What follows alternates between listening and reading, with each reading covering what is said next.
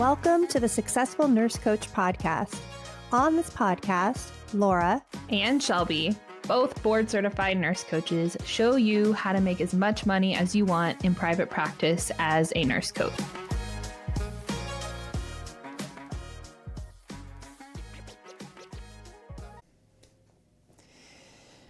Let's talk about something that has never made sense to me today here on the podcast. And I'm just going to get right into it here, team. Nurses do hard things every single day. Nurses are some of the strongest, most resilient people that I know, put in insane circumstances, expected to thrive, and get graded by patients on their performance. And we do this day in and day out. Not only that, we hold the hands of the dying, we run codes, we advocate for and against our patient care or with doctors or other members of the care team. We stay up all night. We work 13-hour shifts during the time change. And yet when it comes to stepping in to business, when stepping into entrepreneurship, suddenly we freeze. We feel like we can't do hard things, or that this is somehow too hard, or we don't know what to do, or it's too overwhelming, all the things. And I want to pose a question here of why does all of the strength that nurses have seemingly run through our fingers like sand whenever we step in to doing nurse entrepreneurship, especially when we choose nurse entrepreneurship? And I really want to focus in on that choice here for a moment, because this becoming a private practice nurse coach does not necessarily mean that it's not a part of the clinical ladder, right? No manager is sitting you down for your quarterly review being like, Sally, I think that you should do this next, or this would really benefit the unit, or can you be the super user nurse coach on the floor? We could really use one of those. Like, no one is forcing you to do it. It's all by choice. And this podcast episode is really not about motivation. It's about understanding how to translate the hard things that we do in the hospital, the hard things that we do every day, some of you for 10, 20, 30, 40 years, and how to do them here. This episode isn't about motivation. It's about understanding why we know how to do hard things and still avoid it here in Nurse Entrepreneur Land. Okay, so I want to tell you a story. I want to kick off this podcast episode with a personal story of mine. I think this could be helpful context on where I'm coming from here. I have known how to do hard things my entire life, and I really do think that this was as a result of the relationship that I had with my dad and my mom. I do think that they encouraged me from a young age to try. Failure was safe for me, which I know is probably a luxury for most. Like, I was encouraged to try new things and fail often. And whenever I did fail, and I did a lot of that, I wasn't punished for it. My worth as like a human wasn't tied to this, learning process. It was never like life or death for me to fail at something. And so I created a safety with failure from a very young age. And whenever I got older and I started competitively swimming, it was hard. And I know that this is a pretty low stakes example, but I want to start here. I want to equate this to doing hard things in the realm of sports. So I started competitively swimming when I was 9. I remember my first swim meet as a 9-year-old. I could barely swim 50 yards. And then I was pissed that I didn't win the swim meet. At my very first race ever. I was mad that I got last. And, but over the years, I don't even know how many miles I swam. Y'all, I did 2-a-days. I was in the water for 4 to 5 hours every day for most of my childhood. And the water was cold almost every day. I smelled like chlorine for years, even after I stopped swimming. I got up before the sun almost year round, and I dealt with the feeling of not wanting to go every single day. And the expectation was set for me, you're still going. You are going to try. You don't have to win, but you are going to try. And I think that this taught me from a really early age that you can survive discomfort, that discomfort did not mean to quit, that discomfort didn't mean that anything was going wrong. In fact, if I was like cool, calm, cozy, warm in the water at swim practice, it probably meant that I wasn't pushing myself hard enough and I wasn't getting any stronger or faster, which is kind of the whole point of being a competitive swimmer. And I did not have this conscious thought when I was a teen that like, ooh, pushing myself harder during practice is going to translate into life skills when I'm older. That I was not that self-aware as a 16-year-old. But looking back on it now, I was teaching myself. I was programming my subconscious that discomfort comes with growth. Discomfort comes with speed. Discomfort comes when you are going and attacking the goal that you want. And coasting, especially in swimming, you never coast. There's a reason that swimmers practice 365 days a year. It is a full-time sport. We worry about this thing to where if you take like more than a few days off, you lose the feel for the water. Your body starts to disorient if you are not in the water often. And I know that probably training methods have updated quite a bit since I was in the pool. My coaches really just believed that like, just swim an insane amount of distance as much as you can every day. And that's how you condition. There's probably more science behind it now, but I did hard things for a really, really long time. In my most rebellious years when I really didn't want to, I did it anyway. And I wasn't like the most innately like talented swimmer. I think that I had like a baseline athleticism, but I was not like one of those kids that was great. I wasn't born a natural. I had to work for it and I worked really hard. And in the realm of swimming, I did learn that the more you try, the more effort you put in, the more reliable you are on game day or on race day. And the more reliable you are for your teammates, your relay members, the faster that you got over time. In swimming, since it's not really like a team sport, it's just you and the clock. And the clock is pretty black and white. So I think that this has served me both in nursing and in business ownership as well. The concept of like hours put in to output to success experienced, like that's not a mystery to me. That's pretty easy to get on board with. But kind of like on another side of the coin, when I was a teenager in high school, I really sucked at math. Like I was really bad at math. It was my lowest performing thing from as long as I can remember, not just in high school. There was no emotional reward. I had zero confidence around math. This belief of I can do hard things, I can learn hard things, I can accomplish hard things did not translate into the realm of math. I had enough negative experiences piled up where math was like not fun for me and pretty much still isn't. This lesson, this knowing didn't automatically pop from one category of my life to the other. And that's kind of the point I want to make right here is yes, you can do hard things as a nurse. Yes, you do it every day. I bet you did it today or yesterday or the day before. Within 72 hours, you have done something hard. You have done something you didn't want to do. You might have been yelled at, barfed on, bled on, peed on. Those are all inherently not fun things. But yet you might still be sitting down at your business being like, what the heck? I have no confidence here. What am I doing here? And yeah, I just want to maybe normalize this here out of the beginning. If you are also experiencing this, hopefully we can bridge the gap today between one point and another. Okay. In nursing, we have like in traditional nursing, we have rules, we have hierarchy, we have protocols, deadlines, and we have consequences if you don't meet those things, right?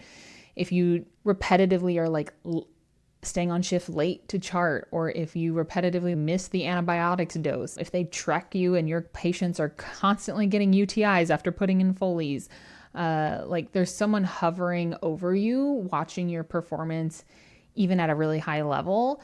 And that's a lot of accountability to show up and do it correctly, to follow hand hygiene, to wear your mask whenever you walk into a room with someone on, airborne precautions. Like there's all of these structures and systems and frameworks in place for you to step into and have a high level of accountability, not just for yourself, but also for patient outcomes as well. Every nurse that I've ever met wants to do a good job, does not want to be the source of infection, and wants to take care of the people in the bed in front of them. So the social accountability, the conscious, like your inner conscious accountability of like, I want to do a good job when no one's looking, and the professional accountability are all really high in traditional nursing roles. And in nurse entrepreneurship, it's unstructured, it's self-led. No one is watching you. Even inside of our business coaching programs, I make everybody self-report their numbers every week, and still some people don't. They say they want the accountability, but not really. And it's really hard to self-report numbers when they're zero. I get it. And also, the only way to really get better is to lean in and play full out and leverage the accountability that you're paying for. So confidence usually means expectations of success based on prior mastery. In new environments, your nervous system treats this uncertainty as danger, okay? And the translation here is your brain's job is to keep you alive, not make you brave. So we are actively fighting against conditioning, programming, evolution. Like we are actively stepping into nurse entrepreneurship is hard on all the levels for every reason I just mentioned before. But I think people are always waiting for confidence to come, or they're waiting to feel confident. And as new coaches, if you've coached less than like 200 to 300 hours, you are unlikely a master at your skill yet. You're probably really good and you're creeping up on greatness, but we have not touched like mastery level yet, just because not enough time has passed. Not because you are not capable or you don't have it in you or that you're not a good learner, but simply because we haven't had enough time or repetition under our belt. And I want to give you a framework here on how to do hard things, okay? I don't want to leave you with like, okay, Shelby, thanks for beating me down and leaving me with no place to go. I want to give you a way to move through this if you are experiencing it right now. Okay, so for step one, awareness. I want you to notice the resistance. I want you to label the emotion. An easy way to do this is like label like, I'm feeling scared. I'm feeling overwhelmed. I'm feeling unsure. I feel like I might fail. Be careful not to tie this to your worth in any kind of way. Just because you're scared doesn't mean you're broken. Just because you're overwhelmed doesn't mean you're dumb. Just because you think you might fail or that you have this fear of failure doesn't mean that you're not smart. Okay? Like one does not mean the other. I want to be careful not to bypass the emotion here. Emotions are valid, emotions are real, but they are not fact. Okay? They are not fact. Stage 2, acceptance. Normalize it. Hard does not equal bad. Discomfort is a learning signal. Your body doesn't know the difference between fear and excitement. It's the same chemical cocktail in your brain. So if we are tapping into some fear, just take a deep breath and open up the possibility that it could just be excitement for you. Of like, I'm nervous and looking forward to this coaching call. It can be both. Third step here, team, is take action. Let's take the next smallest measurable step. Momentum rewires belief. Momentum is created by action. So if we stand still and freeze and don't do anything, it is unlikely that you are going to curate the belief that you need, that you are confident, or the belief that you need in coaching. We don't build a belief and then act. We act and then belief follows. Okay. So let's maybe use an example here of I'm afraid to propose, right? I'm afraid to propose coaching. And say you had a powerful conversation number 1, you have the powerful conversation number 2 tonight where you're going to propose and you sat down and you did your homework and you came up with the framework to propose. There's nothing else we can do to prepare. What is the next smallest thing that you can do? This might be go for a walk, drink some water, have a cup of tea, do a mindfulness practice, dance it out in your office to your favorite song. What's the next smallest thing? Those are action steps that I just gave you. Notice how it wasn't do everything within your power. Memorize all of the scripts so that you get a yes on this call so that you feel valid and worth it. Don't sit there and chat GPT into oblivion. Like, Actively get up and do something. The next small thing, don't what if yourself till the cows come home. Okay, team. So we got awareness, acceptance, action, and adaptation. Reflect, recalibrate, and repeat. Every time you do something hard and survive, you are proving your nervous system wrong. Okay, so remember, we want to acknowledge that it's your brain's job to keep you alive, not make you brave. And there's like this inherent worry that the bear or the cougar is after us. And whenever we do something, whenever we have a positive experience, or when we survive something uncomfortable, we prove to our brain of like, I'm safe here. This wasn't life or death. I actually can do this, and I'm going to do it again. And I'm going to do it again. And that's how you build safety over and over and over. We increase our comfort zone to be bigger and bigger, and you also increase your nervous system to be able to hold more. Okay, part 4, team. Here we are. What do we do when the hard feels harder than you thought? This is something that I've coached around for 5 years. Is, Shelby, I didn't know it was going to be this hard. And I know that I've told you this story, or many stories like this, 100 times. I've told you my own stories. I've told you client journeys. I've told you all the things, but there is no way that I can accurately just like verbally distill to you how hard entrepreneurship is, because you have to feel it. I can tell you, and your brain will clock it as true, but until you are feeling it, it doesn't fully hit. And if you have not started your business yet, this is not a negative. You just don't know what I'm talking about yet, and that's okay. But most nurse coaches quit not because they can't do it, because they can't learn, but because it's harder than they thought it was going to be. It's harder than they expected, and they make that hardness mean something about themselves. And if you have failed in the past and it has cost you big, like if you failed in the past and it cost you a job, or you had to like drop out of a class, or, you know, maybe there was even more negative consequences floating around in your bubble from your parents, like this has potential to get dark and twisty pretty quick. Like if you had a rough upbringing, I can totally see how this fear of failure can be all consuming. But we cannot change the past, team. We can only reframe where we are now. So I don't want to bypass your experience, your story, your journey, but I'm inviting you in to start to reframe now, or else we will always stay here. It will always be this hard. And if we don't build new structures or frameworks in your brain to get you over this hump, we will always quit when it gets hard, and you will always be 25% complete on any goal that you set, and that sucks. We don't want to be here forever. So if you are in the middle of it right now, business or otherwise, and life feels harder than you thought, look at this as an invitation for life to develop your skills. Life is challenging you to increase your capacity. It is saying, hey, you have this big dream and goal. Right now, the person sitting across from me does not have the tools and resources or nervous system support in order to have that reality, in order to see that dream accomplished. And these challenges right now are opportunities for you to build your skill, to build your nervous system, to try something new. The version of you that got you here is not going to be the version of you that gets you to the next step, to the next phase, to the next part of the dream. It's just not. And the version of you did a really good job getting you here. And now it's time to put some new tools in your tool belt. It's time to look at the world through a new lens and put one foot in front of the other. So reframing failure. What if it's just data?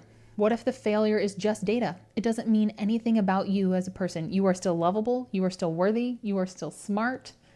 You are still amazing. What if the failure is just data? What if the hard part is the curriculum? Okay. Example, when nurses start their business, they think the hardest part is a website and like getting their branding colors to match, but it's actually the part where you face rejection, where you experience self-doubt, where you don't have instant results. That is the real hard part. I was talking with a year-long client last week, and I love this long-term client. She's going to know exactly who I'm talking about whenever I start to tell her story. She jumped in with us, and I've been coaching her for over a year, and she has been through hell and back with some family stuff this year. And she has shown up, she has grown, she has acted. It's been hard, but she's been true to her values. She has been authentic. I've seen her grow her voice, her boundaries, and her ballsiness. Like, she has grown through so much. And her business is still not where she wants it to be. And she was asking me a question, and I turned the question back on her, and I could tell that it made her frazzled, and I can like see in her eyes that she experienced real resistance. And she was like, it's just so hard. It's all so hard, as like tears are like streaming down her face. And I was like, yeah, this is the hard part right here. Being in the mud, riding this feeling of like pure discomfort and such overwhelm. Like, this is actually what it looks like to be going through hard shit. And we're going to be right here. I'm not going to like pull you out of it or give you the answer or give you what I think about it. We're just going to sit right here because your ability to be in the mud is so much more important than the action steps we're going to talk about. So we sat there, we took a few deep breaths, we regulated back to neutral, and actually just got a message from her last night that one of her posts popped off in one of the community Facebook groups she's in, and she was playing inspirational movie music as she was connecting and inviting people to coaching calls.